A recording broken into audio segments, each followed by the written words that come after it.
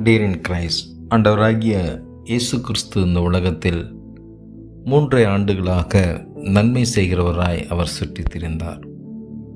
அவர் ஊழியத்தை எப்படியாவது கெடுக்க வேண்டும், அவர் மீது அவமதிப்புகளை அவதூறுகளை சொல்லி அவர் பேர் கெட வேண்டும் என்று விரும்பியவர்கள் மத்தியில் என் ஆண்டவராகிய இயேசு கிறிஸ்து அவர் மீது தேவன் வைத்திருந்த திட்டத்தை சித்தத்தை நிறைவேற்றினார். ஒருவேளை இது கேட்டுக்கொண்டிருக்கிற தேவ பிள்ளைகளே, கர்த்தரின் நிமித்தமாய் நீங்கள் துன்பப்படுத்தப்படுவீர்கள் என்றால், இல்லை உங்களுக்கு விரோதமான களங்கங்களை ஏற்படுத்தக்கூடிய பெயர்களை உங்களுக்கு விரோதமாய் பேசுவார்களே, ஆனால் நீங்கள் கலங்க வேண்டாம். வேதம் சொல்கிறது மத்தேயு 5ஆம் அதிகாரம் 11வது வசனத்தில், நீங்கள் பாக்கியவான்கள், உங்கள் பலன் பரலோகத்தில் மிகுதியாக இருக்கும் என்று ஆண்டவர் உங்களுக்கு வாக்குரைக்கிறார். ஒரு 7 காரியத்தை குறித்து என் ஆண்டவர் மீது சுமத்தப்பட்ட அவதூறுகளை குறித்து நாம் பார்க்க போகிறோம். முதலாவதாக நாம் பார்ப்பது, என் ஆண்டவர் எல்லாரையும் நேசிக்கிற தேவனாய் இருக்கிறார். குறிப்பாய் அவர் பாவிகளை அதிகமாய் நேசித்தார். ஆமென் சொல்லுங்களேன். வேதம் சொல்கிறது, நீதிமான்களை அல்ல பாவிகளை ரட்சிக்கவே மனுஷகுமாரன் இந்த உலகத்திற்கு வந்தார். அவர் வந்ததின் நோக்கம் பாவிகள் மீட்கப்பட வேண்டும் என்ற நோக்கத்தோடு, பாவிகள் ரட்சிக்கப்பட வேண்டும் என்று நோக்கத்தோடு கூட வந்தார். அதனால தான் அவர் ஆயக்காரரோடும் பாவிகளோடும் பந்தி இருக்கிறதை, போஜனம் பண்ணுகிறதை நாம் பார்க்க முடிகிறது. மத்தேயு 9:11 சொல்லுகிறார்கள், இவர் என்ன ஆயக்காரரோடும் பாவிகளோடும் கூட போஜனம் பண்ணுகிறார் என்று. எல்லாரையும் நேசிக்கிற தெய்வம், குறிப்பாய் பாவிகளை நேசிக்கிற தெய்வம். அதுதான் ஆண்டவர் சொல்லுகிறார், பிணியாளிகளுக்கு தான் வைத்தியன் அவசியம் என்று. வாழ்க்கையில் என்ன செய்ய போகிறோம்? இந்த பாவத்தின் நிமித்தமாய் அநேகர் கண்ணீரோடு வேதனையோடு போராடி கொண்டிருக்கிற ஜனங்களை மீட்டெடுக்கவே, பாவத்தின் அகோரத்திலிருந்து அவர்கள் வெளியே வரவே கர்த்தர் பாவிகளை மிகவும் நேசித்து அவர்களோடு கூட ஐக்கியமாயிருந்தார். அவர்களோடு கூட அவர் பந்தி இருக்கிறதை நாம் பார்க்க முடிகிறது. அதுதான் வேதமும் சொல்கிறது, ஒருவன் என் சத்தத்தை கேட்டு கதவை திறந்தால் நான் அவனோடு கூட போஜனம் பண்ணுவேன். ஆமென்.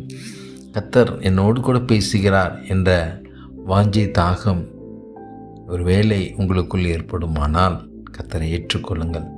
என் ஆண்டவராக இயேசு கிறிஸ்துவை ஏற்றுக்கொள்வீர்களானால் அவர்கள் உங்களோடு கூட பந்தி இருக்க, உங்களோடு போஜனம் பண்ண அவர் உங்கள் ஆத்துமா என்கிற அறைக்குள் அவர் வருவார். உங்கள் சரீரம் என்கிற ஆலயத்திற்குள் என் தேவன் வருவார். கண்டிப்பாக உங்களை ஆசீர்வதிக்க என் தேவன் விரும்புகிறார். இரண்டாவதாக, அவர் மீது வைக்கப்பட்ட குற்றச்சாட்டு, இவர் ஒரு போஜன பிரியராய் இருக்கிறார், இவர் ஒரு மதுபான பிரியனாயும் பாவிகளின் சிநேகிதனுமாய் இருக்கிறான் என்று மத்தேயு 11ஆம் அதிகாரம் 19ஆம் வசனத்தில் பார்க்க முடிகிறது. தேவ சித்தத்தை நிறைவேற்ற வந்த என் தேவன் மீது ஒரு அபாண்டமான பலியை, ஒரு அபாண்டமான குற்றச்சாட்டை வைக்கிறதை நாம் இங்கே பார்க்க முடிகிறது. அவர் மதுபான பிரியராய் இருந்தார் என்று நாம் பார்க்கிறோம். என் தேவ பிள்ளைகளை அப்படி சொல்லுறாங்க. இன்றைக்கி அநேகர் அப்படிதான் அபாண்டமான பலிகளை, நீங்கள் எவ்வளவோ நன்மைகள் செய்திருந்தாலும் உங்கள் மீது அவர்கள் சொல்லும்போது ஒரு தேவையில்லாத குற்றச்சாட்டை வைத்து உங்களுக்கு இருக்கிற நற்பெயர்களை கலங்கடிக்க வேண்டும், உங்களுக்கு இருக்க நற்பெயர்களை அவர்கள் அவமாக்க வேண்டும், அதை அசிங்கப்படுத்த வேண்டும் என்ற நோக்கத்தோடு கூட நீங்கள் செய்யாத தவறையும் செய்து உங்களை சுட்டி காட்டுவார்கள். அதை குறித்து நீங்கள் கலங்க வேண்டாம். 40 நாள் இரவும் பகலும் என் தேவன் புசியாமல் குடியாமல் வனாந்தரத்தில் நமக்காய் அவர் ஃபாஸ்டிங் எடுத்தாருங்க, உபவாசம் எடுத்தார். பிசாசினால் சோதிக்கப்படுவதற்காகவே என் தேவன் அங்கே ஃபாஸ்டிங் எடுத்தார் என்று நாம் பார்க்கிறோம். ஆம் தேவ பிள்ளைகளே, போஜனத்தை விரும்பாதவர் என் தேவன், மதுபானத்தை விரும்பாதவர் என் தேவன். ஆனால் இவர்கள் அங்கே பகிரங்கமாய் குற்றச்சாட்டுகிறார்கள், இவர் ஒரு மதுபான பிரியர் என்று. நாம் வேதத்தில் பார்க்கும்போது அப்போஸ்தல காலத்தில் ஆண்டவராகிய பரிசுத்த ஆவியானவர் இறங்கி வரும்போது இவர்கள் மதுவினால் இங்கே தவறான வார்த்தைகளை பேசுகிறார்கள் என்று அப்போஸ்தலர் 2ஆம் அதிகாரத்தில் நாம் பார்க்கிறோம். ஒருவேளை உங்களை கூட தவறான வார்த்தையினால், தவறான செய்கையினால், தவறான நடக்கையினால் சித்தரித்து பேசலாம். எதற்கும் நீங்கள் கவலைப்பட வேண்டாம். பொய்யான குற்றச்சாட்டை உங்கள் மீது வைத்து உங்கள் ஊழியத்தை கெடுக்க நினைக்கலாம்.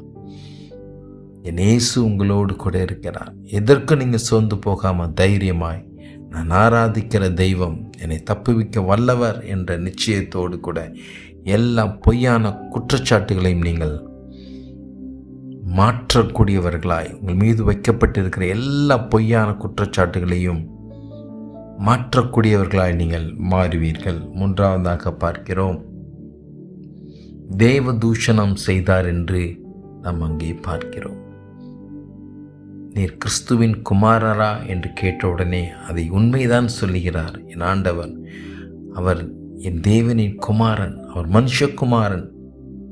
ஆனால் அங்கே அது தேவ தூஷணம் என்று அவரை சிலுவையில் அறைய ஒப்பு கொடுக்கிறார். சில நேரங்கள் நம் ஊழியங்களில் இந்த மாதிரி நெருக்கடிகள் வரலாம். கிறிஸ்துவ வாழ்க்கையில் நெருக்கடிகள் வரலாம். ஆனால் அதை கண்டு நீங்கள் சோர்ந்து போகாதீங்க. அது ஒரு மகிமையின் அடையாளம் என்பதை நீங்கள் உணர்ந்து கொள்ளுங்கள். மார்க் 3ஆம் அதிகாரம் 21வது வசனத்தில் பார்க்கிறோம், இவர் மதிமயங்கி இருக்கிறார்.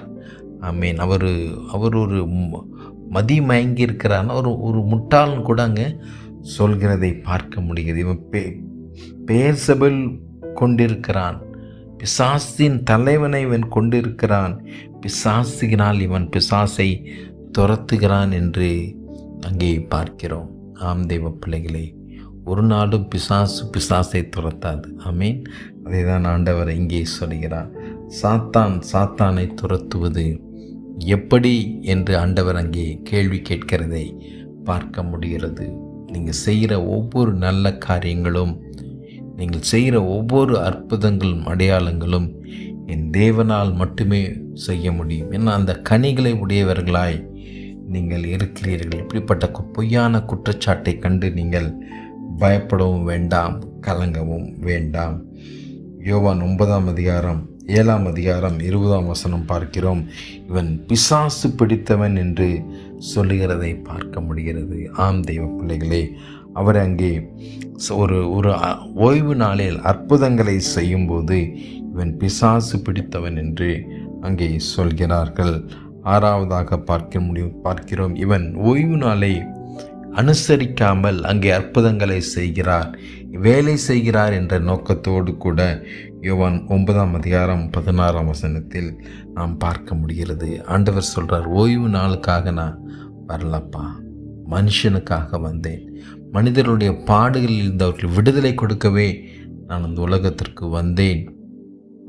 ஒரு மனுஷனை காட்டிலும் ஓய்வு நாள் எனக்கு மிக முக்கியமானது அல்ல என்று கர்த்தர் சொல்லுகிறார். ஆம் தெய்வ பிள்ளைகளே, ஒரு மனுஷனை ரட்சிக்கவே கிறிஸ்து இயேசு வந்தார்.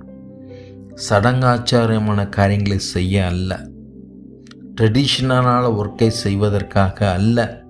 என் தேவன் மனுக்குலத்தின் மீட்பை விரும்பின தேவன். 7ஆவதாக பார்க்கிறோம், இவன் ராயனுக்கு விரோதி, கவர்மெண்ட்டுக்கு விரோதி என்று இவர்கள் குற்றச்சாட்டுகிறதை நாம் பார்க்க முடிகிறது. ஆம் தெய்வ பிள்ளைகளே, ஏன்னா ஒரு விஷயம் நீங்கள் புரிஞ்சுக்கோங்க, அநேக குற்றச்சாட்டுகளை உங்கள் மீது வைக்கும்போது உங்களால் ஊழியத்தை சந்தோஷமாய் செய்ய முடியாது.